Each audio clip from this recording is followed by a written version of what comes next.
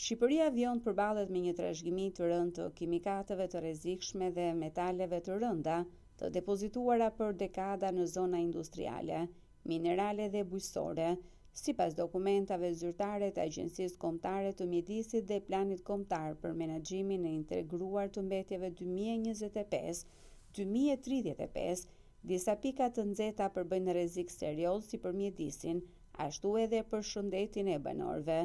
Elbasani dhe kompleksi metalurgjik përmendet si një ndër zonat më problematike, ku janë depozituar mbi 1.5 deri në 2 milion ton mbetje nga metale të rënda si ferronikel dhe ferrokrom, të cilat kanë ndotur ndjeshëm lumin shkumbin.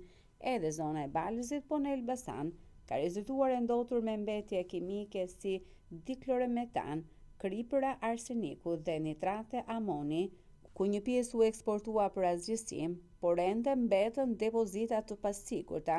Industria e bakrit ka lënë gjurmë të thella kudo ku ka aktivitet në Shqipëri. Sipas ekspertëve të mjedisit, këto zona përfaqësojnë një rrezik të vazhdueshëm.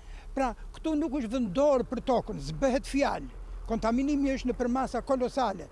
Me kobaltin, me kromin, me gjitha këto që janë metalet të rënda, gjithë këto janë vetëm negative për shëndetin e njerëzve.